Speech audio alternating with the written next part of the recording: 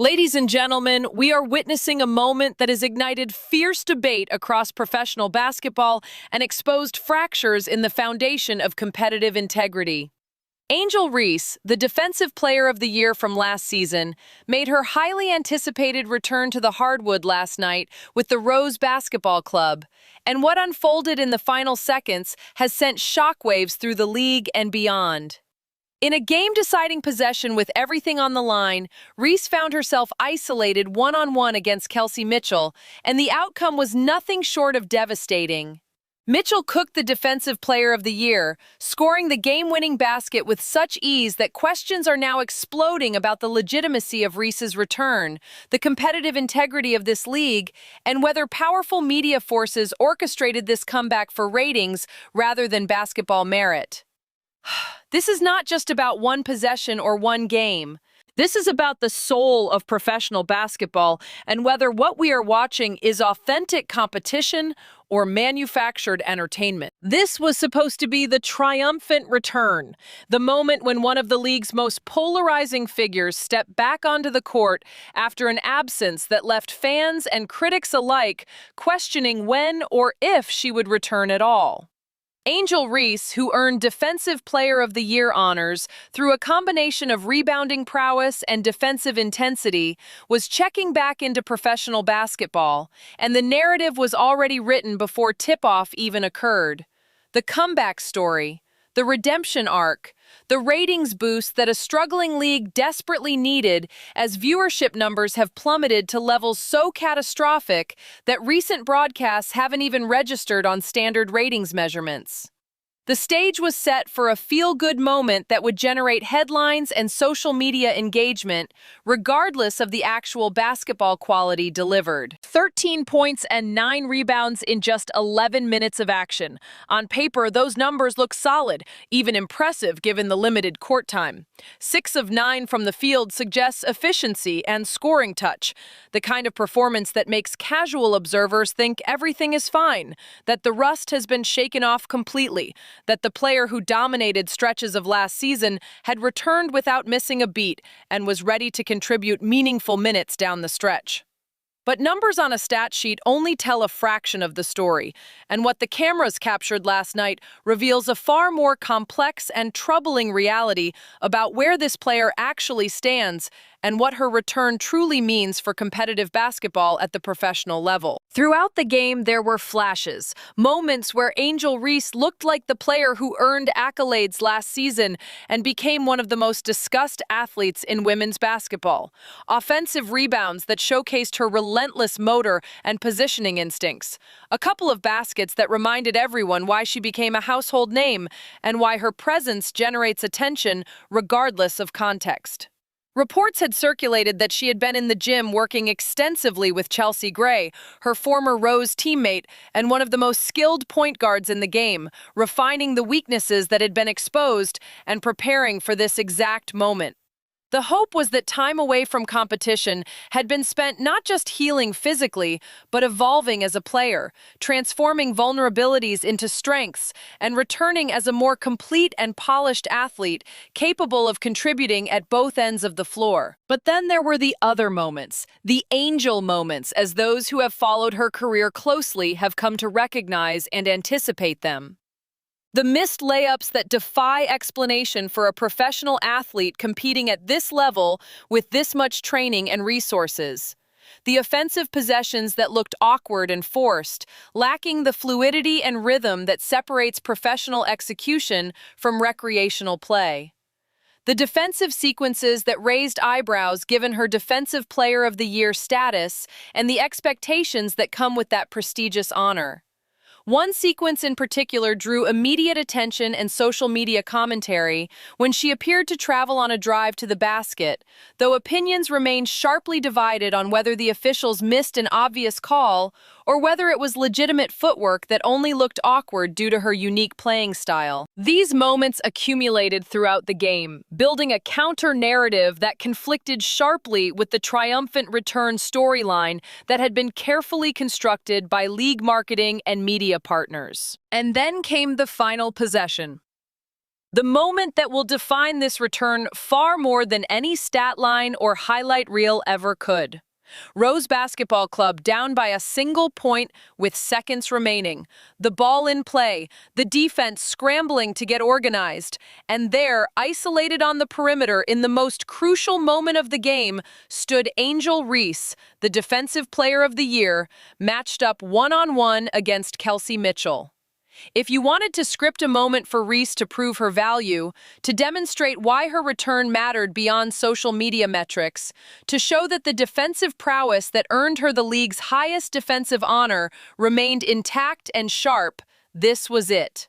One stop, one defensive stand, force a miss, secure the rebound, and the Rose would have possession with a chance to win the game and validate this entire comeback narrative. Kelsey Mitchell, who had already torched the Rose defense for 27 points in just 19 minutes of action, a scoring eruption that showcased why she remains one of the most lethal and underappreciated offensive weapons in professional basketball, took the ball at the top of the key. The Defensive Player of the Year set her stance, feet positioned, hands active. The crowd, what little of it existed in an arena that struggles to fill even a fraction of its seats on most nights, anticipated the crucial stop that would flip the game's outcome and create the dramatic finish that everyone hoped for. Mitchell attacked off the dribble, and what happened next was not competitive basketball. It was not a hard-fought battle between elite athletes where the offense barely edged out the defense. It was complete and utter domination that left no room for interpretation or debate. Mitchell blew past Reese as if the Defensive Player of the Year was a traffic cone placed on the court for a shooting drill, an inanimate object offering zero resistance. There was no meaningful contest, no defensive adjustment that even slightly troubled the offensive player. No recovery attempt that made Mitchell work for the finish. Mitchell glided to the basket and finished a layup with such ease and comfort that replays from multiple angles only amplified and underscored how thoroughly and completely Reese had been beaten. The game-winning basket, the dagger that ended the Rose's hopes and sealed their fate. And it came directly through the player who was supposed to be their defensive anchor. The athlete whose defensive abilities had been celebrated league-wide and recognized with the sport's most prestigious defensive honor just months earlier. The reaction was immediate and telling. Mitchell, after scoring the game winner, turned and delivered a look. Not a verbal taunt that could draw a technical foul. Not an excessive celebration that could be deemed unsportsmanlike. Just a look that communicated everything that needed to be said without a single word being spoken. A look that basketball fans across every level of the sport recognized instantly as the nonverbal expression of complete dominance. A look that said the matchup was never close, that the outcome was never in doubt, that the gap between offensive excellence and defensive reputation had been exposed on the biggest stage possible for all to see. Reese, visibly frustrated as the final buzzer sounded and the defeat became official, bounced the ball hard off the court in a moment of raw emotion that captured the devastation of the loss and perhaps the deeper realization of how the final sequence would be remembered, dissected, and replayed endlessly across social media platforms. But the on-court result, as significant and dramatic as it was in the moment, represents only the surface of a far deeper controversy now consuming league discussions and threatening to overshadow everything else. Because Angel Reese's return raises questions that extend well beyond basketball performance or individual player evaluation. Questions about competitive integrity and whether it still exists in this league. Questions about preferential treatment and whether certain players operate under different rules than others. Questions about whether media partnerships and television contracts are now dictating personnel decisions and roster moves in ways that fundamentally compromise the sport itself and transform it from competition into content creation. Candace Parker, one of the most respected voices in basketball analysis, with a championship pedigree and years of experience navigating professional sports, immediately identified what she called shadiness surrounding the entire situation. Her questioning was direct and pointed, not couched in diplomatic language or hesitant speculation. Why is Angel Reese suddenly back in the league when there are players riding benches across multiple teams waiting for opportunities they have earned through preparation and availability? What exemption was created to facilitate this return? Were proper protocols followed, or were rules bent or broken to accommodate someone whose celebrity and social media following exceeds their current competitive contribution? These are not casual questions from a casual observer looking to generate controversy. These are serious allegations from someone who understands intimately how professional leagues operate and how decisions are supposed to be made when integrity matters more than headlines. The timing of the return compounds the suspicion and makes the basketball justification nearly impossible to construct. The Rose Basketball Club has precisely 2 games remaining in their season. 2 games. The playoffs are mathematically nearly impossible to reach, barring a series of unlikely outcomes. The practical basketball justification for activating a player who has been away from competition for an extended period, who needs time to regain rhythm and conditioning, who requires integration into offensive and defensive systems and rotations, makes virtually no sense when the season is effectively over and playoff positioning is no longer achievable. Unless, of course, the decision has nothing whatsoever to do with basketball and everything to do with something else entirely. That something else appears to be ratings and the desperate attempt to generate viewership in a league hemorrhaging audience attention. Television viewership for this league has collapsed to historically unprecedented lows that threaten the viability of media partnerships. Recent broadcasts have failed to register on standard viewership measurements, meaning the audience is so microscopically small that it falls below the threshold required to even appear in ratings data that advertisers and sponsors use to evaluate their investments. For a professional league with television contracts worth millions of dollars, with sponsors whose continued participation depends on reaching audiences, with media partnerships that require delivering eyeballs and engagement metrics, this represents nothing short of an existential crisis. The league needs viewers, desperately, urgently. And Angel Reese, regardless of her current on-court abilities or competitive contribution, brings attention. She brings controversy. She brings social media engagement and debate and the kind of polarizing presence that drives clicks and arguments and hot takes and, theoretically at least, viewership numbers that justify continued investment.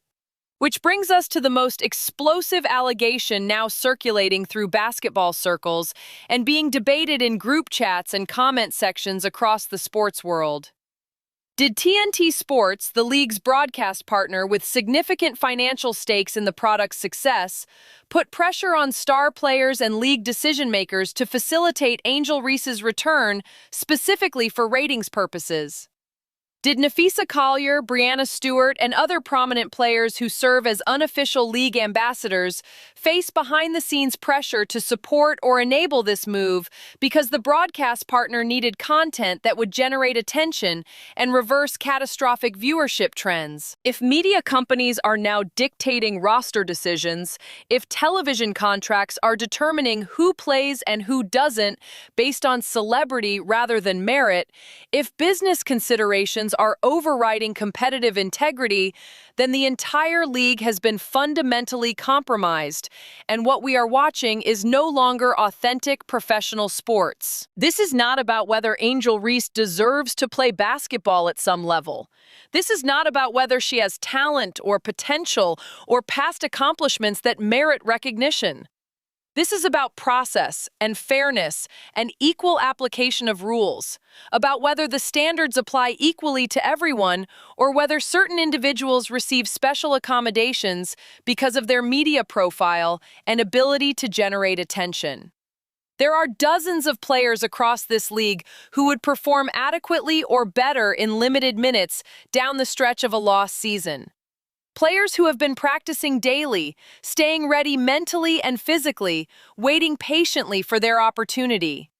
Players who followed every protocol, met every requirement, satisfied every condition, and still sit on benches watching while someone with more Instagram followers and Twitter mentions gets activated for the final 2 games of a meaningless season. The basketball community has noticed, and the silence from league officials only amplifies suspicions.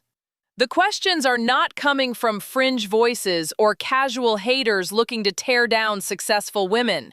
They are coming from respected analysts, former champions, people who have dedicated their entire lives to this sport, and who recognize when something does not add up and when explanations do not match observable reality. The lack of transparency around the return only fuels the suspicion and invites speculation. What were the medical clearances and who signed off on them? What were the roster procedures followed, and were they standard or modified? What exemptions were filed, under what justification, and who approved them? In professional sports, these processes are typically documented extensively, explained publicly, and made part of the public record, specifically to maintain competitive integrity and prevent exactly the kind of suspicion and conspiracy theories now surrounding this situation. And make no mistake, the on-court performance did absolutely nothing to quiet the controversy or provide basketball justification. If Angel Reese had returned and dominated completely, if she had locked down opposing players and showcased elite defensive instincts, if she had demonstrated the defensive brilliance that earned her the award in the first place, then perhaps the basketball justification could override the procedural concerns and silence critics. But getting absolutely cooked by Kelsey Mitchell on the game's deciding possession does the opposite. It reinforces the narrative that this return was not about winning basketball games or giving the Rose their best competitive chance. It was about something else entirely, something disconnected from athletic merit and competitive excellence. Kelsey Mitchell, for her part, continues to be one of the most underappreciated and overlooked stars in professional basketball, despite consistently elite production.